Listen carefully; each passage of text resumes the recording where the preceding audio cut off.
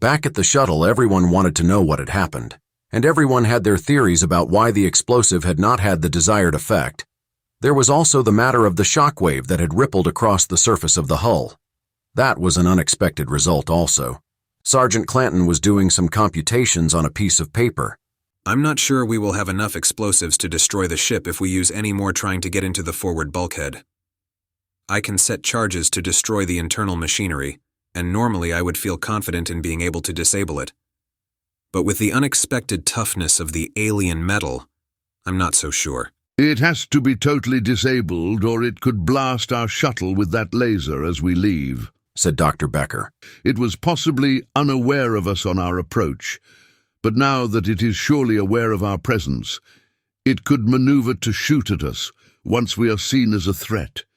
I detected a little fear in his eyes now. After we disable the ship, what happens to the mining unit on the surface? I asked Sergeant Clanton. Plans have been made for a missile strike from Earth to put it out of commission. I didn't want to ask if that included a nuclear attack. Surely not, I thought. That would be overkill and could send a shower of rock and debris hurtling towards Earth, the very thing Earth was trying to stop. I don't think the machinery is made from the same material as the alien hull, said Dr. Tanakai.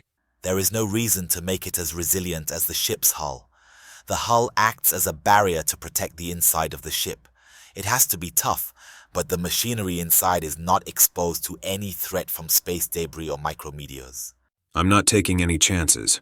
I want to make sure the machinery is completely disabled on the first try, Sergeant Clanton said. I'm using everything we have left.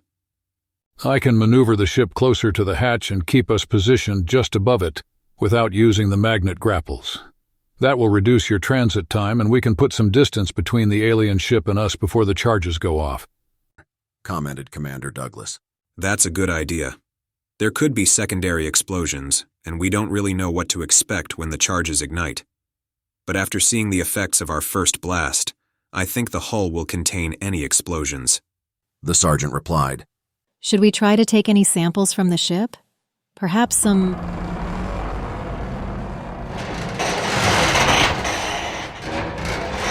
Dr. Carter didn't get to finish her sentence. The whole shuttle had moved, a sudden jerk, like we had lost our magnetic hold on the alien hull. Everyone scrambled to the flight deck to see what was going on. Peering out the forward windows, we could see the whole cylinder that we were attached to moving slowly away from the rest of the alien ship. The forward end was angling away more than the rear of the cylinder. It was pointing away from the alien ship at a 40-degree angle when we felt a new sensation, forward movement. Everyone, strap into your seats, now, ordered Commander Douglas. The two Marines responded instantly. The rest of us continued to stare out the windows, trying to make sense of what was happening and lost in our thoughts and fears. Now, people, move! This time it was almost a shout. It worked. We jumped into our seats and strapped in. Even as the sound of buckles clicking into place was heard, we could feel the ship begin to accelerate, gently at first and then building until it felt like Earth's gravity again, but it continued to feel stronger, 2 Gs, 3 Gs, and still increasing. Why are we still attached to the hull? Why aren't you cutting us loose from docking? Asked Dr. Becker. What are you waiting for? We can't. Not yet. If the magnetic grapples don't release simultaneously, we could tumble against the alien hull and damage the shuttle. The loss of just one re-entry tile could cause us to burn up on our return to Earth's atmosphere. Any damage to the control surfaces would be disastrous as well.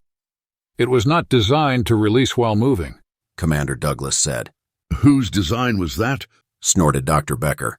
We just have to ride it out until we achieve a constant velocity, the commander stated, ignoring Becker. Will the grapples hold up to these G-forces? I asked. I don't know, he replied. Not the answer I was hoping for. The forces continued to grow. It was impossible to raise my hand off of my chest. I was afraid to even move my head to look to the side. It seemed to last forever, longer than our launch. Just when I was thinking we would be killed from the acceleration forces, they began to ease a bit. Then they definitely reduced and continued to lessen until it felt like normal gravity. G-forces have stabilized at 1.2 Gs, Commander Douglas announced. After another 5 minutes, he said, I don't think the cylinder's acceleration is going to change any further. It may continue to accelerate at a constant rate. Everyone stay strapped in for a while longer, just in case. Where are we headed? asked Dr. Carter. Away from Earth, away from the sun. We're headed for the outer solar system, Replied Commander Douglas. Where the alien ship came from. Stated Dr. Becker. He was right. We should have checked the contents of the cylinder we were docked to, I said, mentally kicking myself. It never occurred to me that it might be almost full. It must have been, and when it was full it was programmed to detach from the rest of the ship and return with its cargo. I should have thought of that possibility. We have to get loose from this alien cylinder. It's going to drag us to who knows where. Not who knows where. To the alien home planet. Do we have enough fuel to return to Earth from here, Commander? Asked Dr. Tanakai. I don't know. We don't have enough fuel to brake and reverse course. We may be able to swing around Mars and head back. We're limited on oxygen and food also. I'm trying to figure our options now. Give me a few minutes to work this out with Houston, Commander Douglas said. The shuttle was supplied to maintain a stay of 6 months, I said. Surely we haven't traveled that far yet. No, not yet. But we've attained a tremendous speed and we are still accelerating. We can't safely detach until we stop accelerating and reach a constant speed.